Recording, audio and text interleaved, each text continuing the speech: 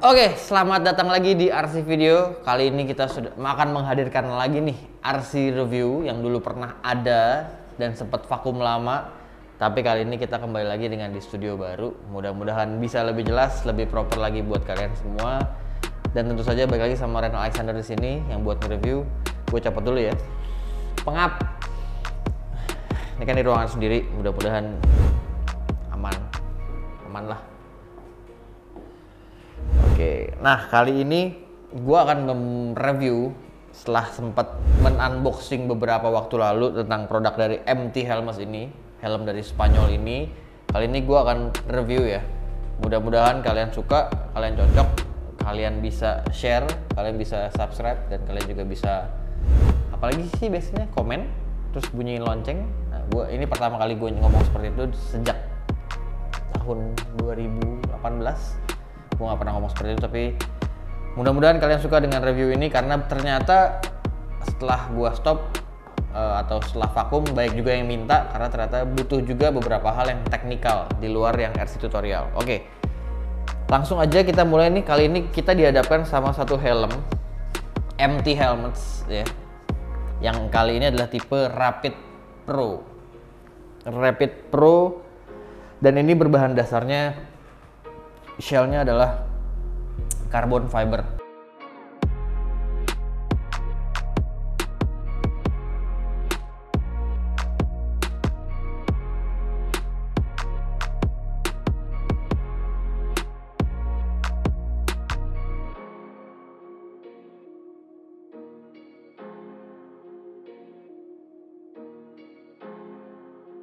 Jadi ini enteng banget. Kita bisa lihat di belakang ini 1250. Iya juga, gue lupa ngambil timbangannya dari toko, tapi tenang aja, habisnya ada. Ternyata tiba-tiba ada. Inilah timbangan kita ya, harusnya di sini nih. Oke, jadi sebelum kita masuk ke pembahasan tentang helm, mungkin akan gue coba ulang lagi yang kemarin ada di unboxing. Selain tadi bahannya karbon, kita juga dapat beberapa parts nih ya. Tadi kalau lu buka dalam dusnya ada manual book. Ya ada manual book sama ada kunci L. Nih kunci L nyangkut di sini. Oke. Kunci L ini berfungsi untuk nyopotin ini dari helmnya sebelumnya. Lu bisa lihat di sini nih. Ini udah nempel, dan ini gua ganti sama yang spoiler yang memang dapat satu set dari helmnya. Ini dia, ini udah gue pasang. Tapi lu nggak dapet visor si iridium atau visor darknya, lu nggak dapet. Ini hanya optional partsnya yang gue memang beli terpisah juga. Dan ini cukup gelap ya. Kemarin gue sempat pakai helm ini buat jalan, dan ketika gue pakai siang-siang rasanya kayak mirip-mirip mendung lah. Dan ketika udah hari mulai sore itu tuh cukup gelap, beda sama mungkin Arai atau HJC atau Shoei kan sedikit lebih terang ya. Kalau ini beda, ini cukup gelap. Nah oke, kalau gitu spare partnya ini akan gue pinggirin dulu supaya kalian gampang lihatnya. Dan yang pasti ini kita mulai timbang aja kali ya, atau nggak usah, nanti aja deh biar kalian surprise. Nah kemudian yang pertama kali mau gue bahas adalah tentang visionnya atau pandangannya nih. Jadi seperti yang kalian lihat di bagian depannya ini, visionnya kemarin yang gue pakai pun cukup besar ya, dibanding beberapa merek-merek helm yang kalian tahu. Ini cukup besar nih, jangkauan atas bawahnya cukup besar. Jadi kalian bisa lihat kalau gue buka pun, nah kalian bisa lihat ini cukup lebar. Dengan nose guard ini juga bisa dicopot. Jadi kalau kalian merasa terganggu visionnya dengan nose guard ini, bisa kalian copot juga, nggak masalah. Dan dia adalah sistem lock visornya. Kita lihat truk, nah dia udah ngunci. Kalau kalian mau buka visornya, kalian pencet dulu, baru kalian dorong ke atas. Gitu, kebayang ya? Itu untuk visionnya. Kita akan bahas berikutnya tentang airflow. Setelah tadi masalah visionnya udah kita ulik, yang menurut gue cukup lebar, sekarang kita masuk ke bagian airflow. Airflow-nya kemarin ketika gue coba baru bentar banget, dan menurut gue cukup adem. Berhubung gue juga orang yang sukanya pakai balaclava, masih sedikit kerasa, dan buat gue itu udah cukup. Karena kalau lu nggak pakai balaclava itu akan kerasa lebih lagi. Tapi kalau lu mau tahu berapa airflow yang dia bikin, dia ada satu di mount fan-nya. Jadi kalian tinggal slide aja nih. Kalau ke bawah ketutup, kalau ke atas berarti kebuka. Oke? Kalian bisa lihat ini. Jangan sampai salah, kalau ke atas berarti kebuka ya. Dan yang atas nih, kalian slide maju mundur. Depan belakang, atas depan belakang ya. Kalau kalian slide ke belakang berarti itu ngebuka, kalau kalian slide ke depan berarti ketutup. Gitu. Dia punya 2 inlet dan dia punya 1 exhaust di belakang sini. Ini untuk mengeluarkan anginnya supaya terasa airflow-nya ya, supaya terasa anginnya itu jalan. Gitu. Lalu berikutnya, setelah airflow sudah kita bahas dan airflow helm ini lumayan adem, sekarang kita bahas di bagian fitment-nya. Ini adalah hal yang cukup membuat gue kayak, oh ternyata fitment helm ini enak juga nih. Ketika gue pakai kemarin, gue pakainya true size, alias gue pakai tetap di size M. Karena sebelumnya gue dimanapun helm selalu pakai size M dengan lingkar kepala 57,5, ya sekitar 57,5 atau 58 gue lupa, tapi kurang lebih segitu. Dan gue tetap pakai di helm ini di size M. Sempet gue pakai yang size L, tetap ngepres juga, tapi ngepresnya karena ngepres helm baru. Kalau misalkan helm ini sudah berapa lama gue pakai, pasti akan lebih kendor dan dia pasti akan lebih kempes di bagian atas maupun di bagian pipi. Kenapa? Karena helm ini memiliki 2 shell size.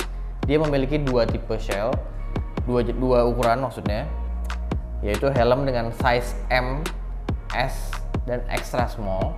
Dan shell yang berikutnya lebih besar yaitu large, extra large, dan double extra large ya. Satu shell ini adalah buat XS, S, dan M. Satu shell ini buat L, XL, dan XXL. Jadi kalau kalian mau lihat secara langsung nih, ya kerasa nggak sih bentuknya? Ada yang lebih gede sedikit nih, sedikit lah ya, nggak terlalu besar, tapi cukup membuat orang-orang terlihat lebih kayak toge lah ya. Kalau misalkan badannya kecil tapi pakai helm dengan size seperti ini. Nah, yang menarik dari helm ini adalah bobotnya.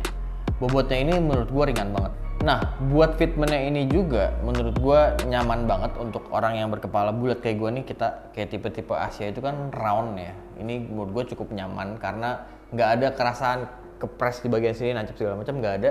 Dan pipinya pun amazingly enak banget. Jadi pas banget ketika lo pakai, plek, oh oke nih. Itu sih yang kemarin gua rasakan, dan dia tidak goyang ya. Menurut gue helm ini cukup aerodinamis, tapi kemarin gue pakainya pakai Matic, jadi mungkin belum terlalu berasa ya. Sedangkan helm ini bisa dikategorikan sebagai helm, bisa dibilang sebagai helm race, oke sih, karena bahannya dia karbon. Lalu juga kalau lo mau lihat, dia sudah menggunakan double D-ring. Yes, sudah double D-ring. Lalu dia juga sudah menggunakan atau lolos dari sertifikasi ECE, yes, dan DOT. Kalian bisa lihat sendiri di sini. Oke. ECE dan DOT. Lalu yang menarik lagi dari helm ini adalah bobotnya. Kalian bisa lihat juga nih di sini. Bobotnya ini untuk ukuran M hanya 1250 gram. Ini menurut gue salah satu helm yang cukup ringan. Mungkin dia sekelas juga dengan HJC, mungkin juga dengan Aerox, dengan AGV juga, rata-rata helm Eropa mirip-mirip. Kemudian dia juga tertulis ini ya, MT Helmet Rapid 100% Carbon Structure. Oke, seperti tadi gue bilang, ini udah DOT, sudah ECE juga. Dan seperti yang kalian tahu, zaman sekarang kan lagi in nih yang spoiler gini, ini sudah include dalam satu package. Oke, kalau lu mau nggak yakin dengan berat yang terus di sini, kita langsung ukur langsung aja nih secara real. Oke, bahwa helm ini beneran 1250. Oke, ini sudah 0.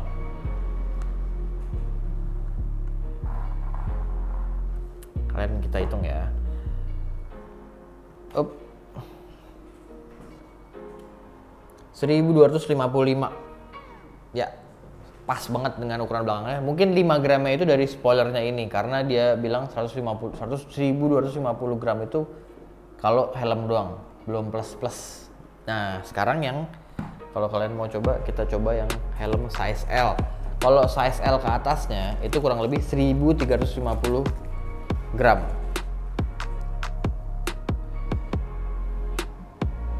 Nah, bahkan ini lebih ringan lagi. Ini cuma 1337 kalau yang size L. Mungkin yang 1350 plus plus itu yang size lebihnya lagi ya. Atau ketika ditambahin spoiler lagi. Menarik.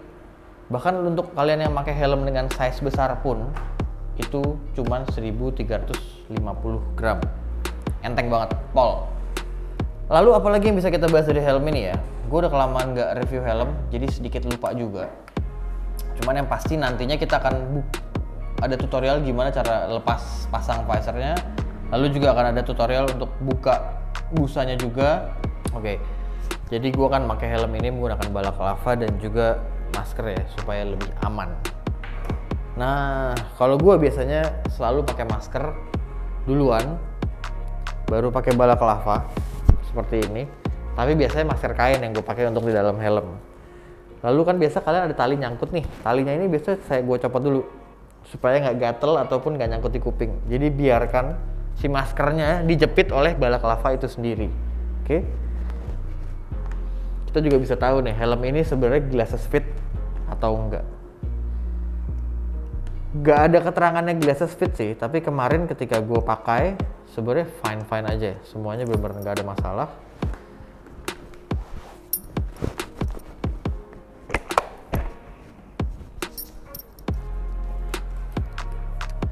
Yoi kan, helmnya mantap. Cukup menarik dengan badan gue yang tingginya 170 ini. Nggak terlalu kelihatan besar, nggak terlalu kelihatan kecil. Oh, dia memang nggak glasses fit, tapi nggak masalah. Untuk helm, untuk kalian yang punya kacamata dengan frame-nya lurus, nggak masalah kayak gini. Kita lihat ya, tampak depan seperti ini. Oke, tampak sampingnya begini.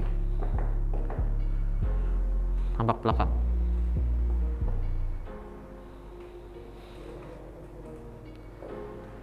Gimana menurut kalian? Oh, ternyata harus dipencet dulu kalau mau buka. Pencet baru naikin ke atas. Oke, begitulah triknya. Nah, buat kalian yang selalu bilang emang nggak pengap ya pakai masker di dalam helm? Ya pengap, tapi ya memang itu kan caranya supaya kalian menghindari penyebaran virus corona. Mungkin banyak dari kalian yang berpikir buat apa sih pakai masker dalam helm? Gue pun nggak tahu, gue juga cuma jaga-jaga aja. Tapi dalam logika gue pribadi, ketika lu pakai masker dalam helm, lu mungkin akan ada di kerumunan lampu merah atau sebagainya pun, ya mungkin lu masih terhindar lah. Meskipun itu di ruang terbuka ya, tapi sekali lagi gue nggak tahu. Gue adalah tipe orang yang cukup concern dengan hal ini. Ya nggak ada yang tahu juga benar atau salah. Virus ini buat gue cukup menakutkan, jadi gue lebih baik jaga-jaga dengan prevensi terbaik aja. Nah, berikutnya setelah udah gue pakai, gue akan copotin visornya supaya kalian bisa paham juga. Visor ini cukup mudah, lu tinggal buka secara full aja. Ya. Lalu di sini ada engselnya nih, kalian bisa lihat di sini. Ketika engselnya kalian tarik, terus ini tinggal kalian tarik juga deh visornya, beres. Semudah itu nyopotin visornya. Lalu juga lakukan hal yang sama di sini, tarik visornya, lalu tinggal copot. That's simple. Lalu kita masuk ke bagian berikutnya, nyopotin busanya. Oke. Busanya ini, kita mulai dulu dari cara nyopotin si chin guardnya aja dulu ya. Chin guard ini ada dua cara sih, bukan dua cara tapi bisa kalian pakai yang mana aja. Kalian mau serut bisa, mau kalian slide gitu ya, kayak gitu bisa, atau mau langsung kalian tarik pun nggak masalah. Sip, tuh tinggal seperti itu aja, nggak masalah juga. Bagian dalamnya seperti ini. Oke. Lalu yang keduanya adalah kita copotin bagian pipinya juga. Kalian kalau mau lihat dari dalam nih, bisa lihat nih. Ini di sini bisa kalian tarik, ada velcro-nya. Oke. Lalu kalian tarik yang di sini juga, kalian bisa lihat ada kancing satu. Di sini lagi ada dalam sini kancing satu lagi. Tah. Oke. Double D-ringnya lupa dibuka.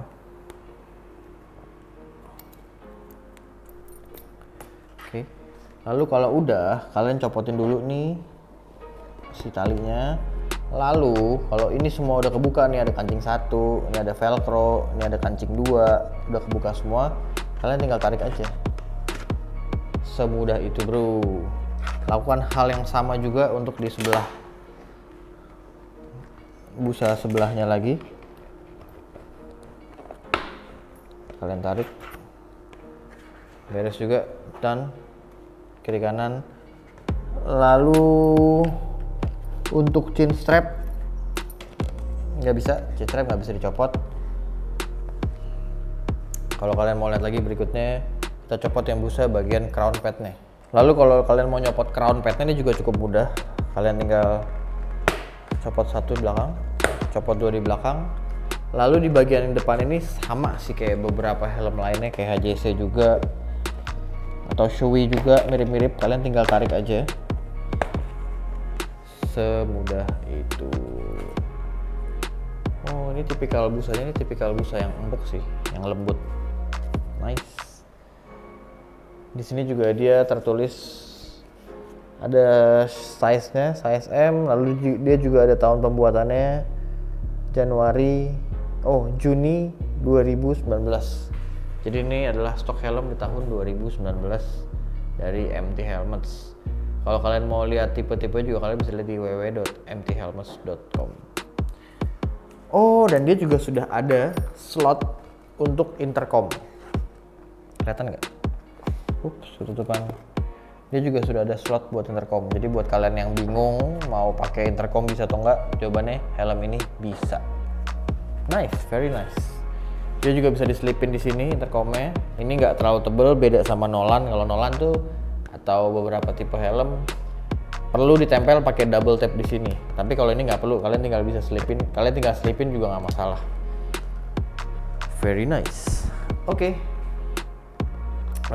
Kemudian apalagi ya? Gue udah kelamaan nih. Oh, range harga. Range harga helm MT Helmets ini di range harga 5 jutaan.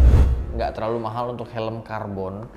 Dia juga helm Spanyol, jadi menurut gue nggak terlalu mahal, sangat-sangat worth it. Lalu kalau kalian mau lihat pembalap-pembalapnya siapa aja, kalian bisa lihat juga di mthelmets.com. Gue lupa juga, tapi memang di MotoGP belum ada yang pakai. Cuma di Moto3 dan Moto2 cukup banyak yang pakai MT Helmets ini. Dia juga baru merekrut pembalap-pembalap muda di MT Helmets, menggunakan MT Helmets di Moto2. Seingat gue ada 1 atau 2 ya. Lu bisa cek juga. Oke, jadi buat kalian kesimpulannya dari helm ini adalah menurut gue helm ini sangat worth to buy. Jadi kalian kalau misalkan mencari helm apa ya yang ringan, yang enak, yang nyaman dengan harga 5 jutaan, ini buat gue bisa menjadi salah satu solusi karena seperti yang tadi gue bilang, visionnya oke, airflow-nya oke, fitment-nya oke banget. Lalu dia juga ringan karena dia ada dari karbon. Lepas visor gampang, lepas busa gampang. Apalagi? Tinggal gue pakai untuk honest review. Mudah-mudahan honest review juga bisa secepatnya ya, karena lagi repot sih pandemi gini. Gue rada malas keluar-keluar naik motor meskipun harus ya. Gue juga punya contekan di sini. Oh, ternyata inner dia ini dari anti-allergenic. Iya benar, anti-allergenic tissues. Jadi buat kalian yang suka gatel-gatel ataupun alergi dengan atau kulitnya sensitif, nggak masalah kalau pakai helm ini. Oke, terakhir kata buat kalian pengendara-pengendara motor yang masih ngerokok di jalan, janganlah, lu udah tahu lagi zaman begini. Terus orang-orang kan juga repot ya, harus pakai masker dan segala macam. Tolonglah jangan ditambahin lu ngerokok di jalan, terus lu buang abunya sembarangan, kena ke orang belakangnya juga. Itu kan malah bikin trouble, malah bikin celaka orang belakang. Lu sih enak ngerokok. Tolong jangan ngerokok di jalan karena itu juga setahu gue udah ada undang-undangnya. Tolong hargain orang lain kalau mau ngerokok pada tempatnya aja. Gue juga dulu sempat kena sih, sempat sebagai korbannya juga kena mata, tapi untung udah jadi abu, bukan yang masih jadi bara itu sih. Kalau enggak mungkin mata gue udah merah dan segala macam. Dan akhirnya seperti biasa slogannya RC Video yang bagian review, kalau nggak bisa bikin lebih baik, jangan bikin lebih buruk. Sampai berjumpa di episode berikutnya. Ciao.